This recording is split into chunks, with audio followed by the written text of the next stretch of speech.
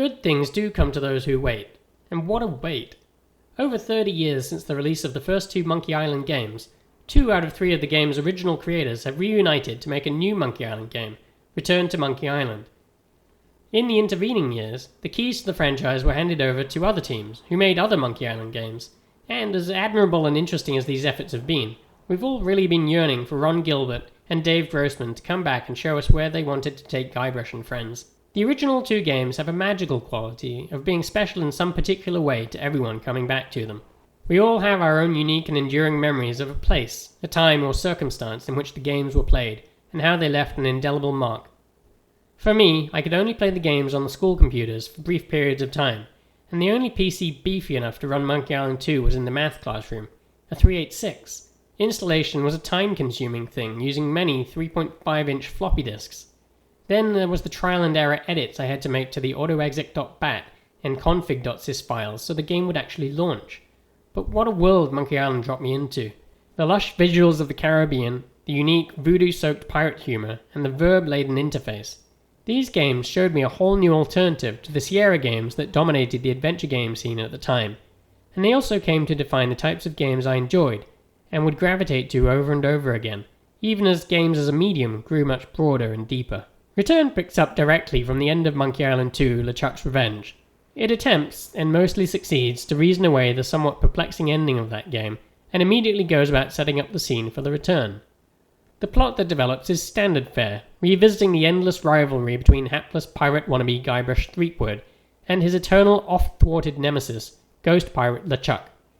This time, they're fighting to be the first to uncover the actual secret of Monkey Island. It's not just a clever game title. After all these years, will we finally get answers to that inscrutable question? In so many ways, it is definitely a return, and a deeply satisfying one. You'll feel this acutely when you first see the familiar wide-angle shot of Melee Island with the text, "Deep in the Caribbean." And as the first few bars of the foot-tappingly awesome theme song kick in, you'll know you're back.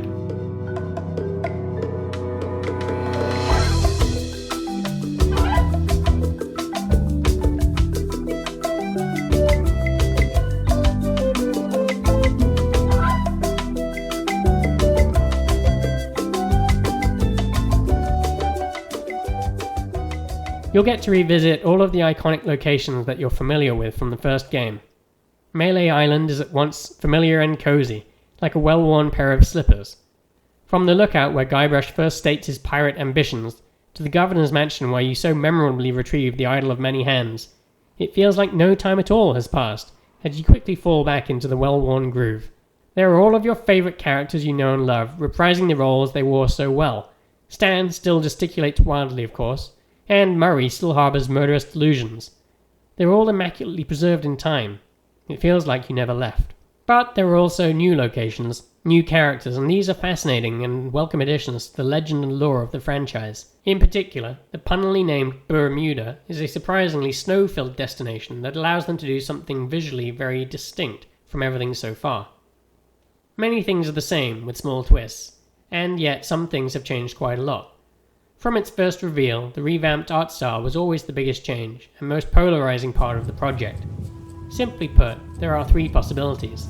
You either like it, you hate it, or you'll grow to like or hate it as you play the game. By now, you've probably already formed your own opinion, and there are already thousands of people shouting back and forth about this subject, so I won't add to the cacophony, except to say, you should definitely give it the chance it deserves. This is, above all, a solid adventure game, not overly obtuse.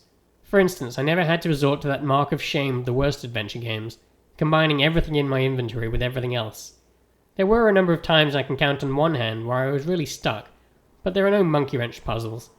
Indeed, adventure games have come a long way in the interim, and the puzzle design in Return to Monkey Island has done a good job of keeping up with the times. There's even a hint book in your own inventory. I actually wish they hadn't put this in there, as it was always there blinking at me, a barely resistible temptation. And I admit to succumbing once or twice, when all I really needed was to exercise a little more effort. The slightly deflated irritation I felt after consulting the hint book was definitely not preferable to the reward you'd get for figuring something out on your own.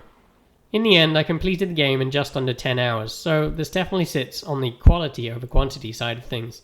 But for many of you who've been waiting as long as I have, I imagine the thought of not playing this hasn't even crossed your mind.